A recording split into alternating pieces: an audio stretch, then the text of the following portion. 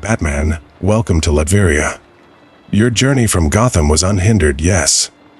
I ensure my guests arrive safely when invited for important matters. How does the Dark Knight fare in his endless crusade against Gotham's criminals? I hear your city remains chaotic despite your efforts. Reed Richards speaks of you with respect, which is rare from him. I find this noteworthy. Your reputation precedes you even in Latveria. Latveria is as impressive as the reports suggest. Gotham's situation is stable for now, though stability never lasts long there. I appreciate you taking time from ruling your nation to discuss this matter. Reed mentioned you've encountered threats from across dimensions. That experience is exactly why I'm here. I need your perspective on someone who operates beyond normal human limitations. Someone whose abilities defy conventional strategy. I have faced gods, demons, and cosmic entities. Few threats exist beyond my comprehension. You intrigue me by suggesting someone whose abilities defy your considerable strategic mind. Speak plainly, Batman. What manner of being troubles you? My time is valuable, but I respect those who seek wisdom from proper sources. Describe this threat, and I shall determine if it warrants concern, or if you simply lack the proper perspective to counter it effectively. Itachi Uchiha. He's a shinobi from another dimension with abilities called jutsu. He can trap people in illusions so complete they believe hours have passed, when only seconds elapsed. He can summon black flames that burn anything, even other fire. His Sharingan eyes let him copy techniques after seeing them once. And he has a technique called Izanami that traps people in infinite time loops until they accept truth about themselves. Conventional combat is useless against him. Illusions, unquenchable flames, technique replication, and temporal manipulation through eye contact. This Itachi possesses formidable abilities. I have encountered similar powers among sorcerers and mutants. The key weakness in such beings is their reliance on specific activation requirements. Eye techniques require line of sight. Flames require chakra energy. Illusions require the victim to perceive the caster. Remove these conditions, and the ninja becomes merely skilled human. Has your detective mind identified these obvious limitations already? I've identified the limitations, but implementing countermeasures is difficult.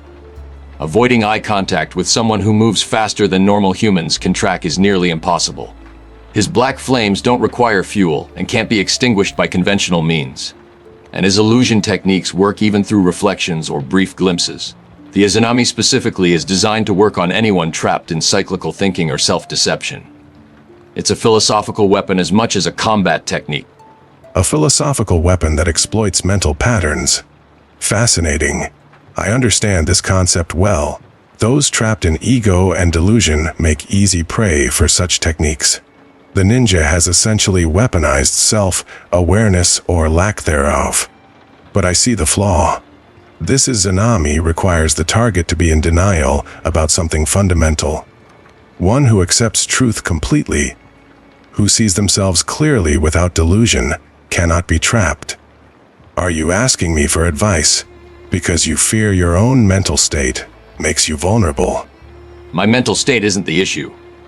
I'm asking because Itachi isn't a villain in the traditional sense.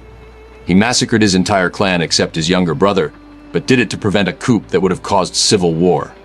He became a criminal and joined a terrorist organization as a spy, protecting his village from inside.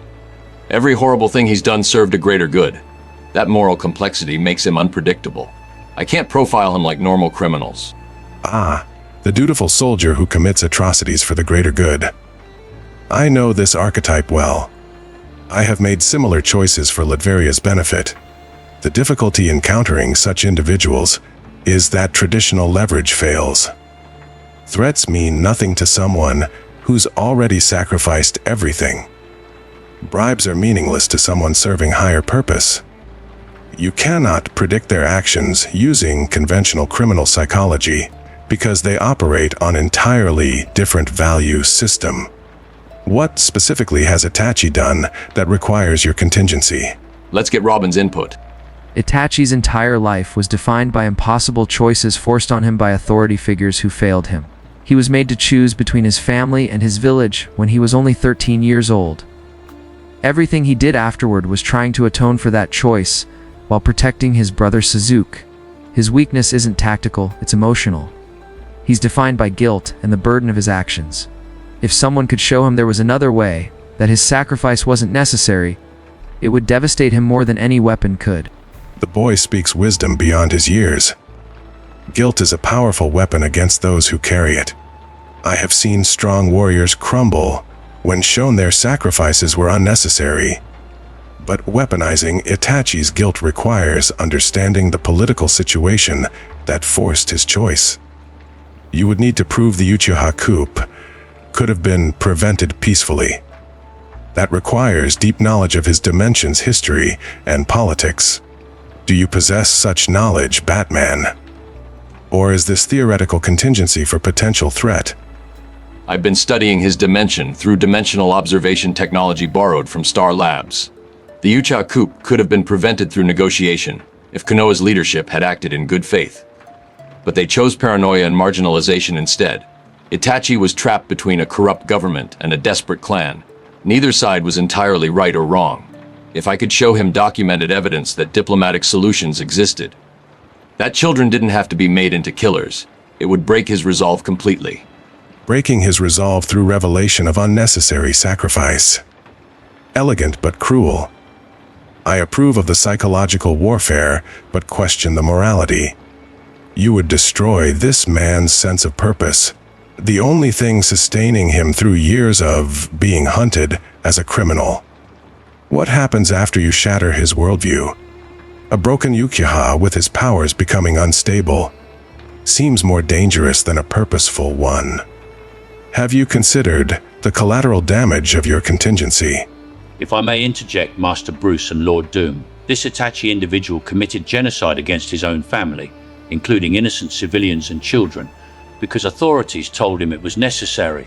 While his situation was tragic, that doesn't excuse the horror of his actions. However, using his guilt as a weapon seems equally cruel. Perhaps the better contingency is finding a way to help him rather than destroy him psychologically. Has that option been considered? Alfred's right about the moral implications. I'm not planning to use this as an attack. It's a contingency if Itachi becomes a threat to our dimension. The psychological approach is a last resort because physical combat against him is essentially suicide for normal humans. But there's another element. If Itachi knows there's proof his sacrifice was unnecessary, he might choose to stand down rather than fight. The contingency isn't about breaking him, it's about giving him a reason to stop. Using information as deterrent rather than weapon, that is wiser approach. I concede your plan has merit. Provide Itachi with evidence of diplomatic alternatives. Show him his sacrifice was result of leadership failure rather than necessity, and he may choose peace over conflict. A man who already sacrificed everything for peace would not reject peaceful resolution. I approve this contingency. Should this Akka threaten either Latveria or Gotham, I shall provide magical countermeasures to his eye techniques. Together we shall ensure this tragic warrior finds peace, one way or another.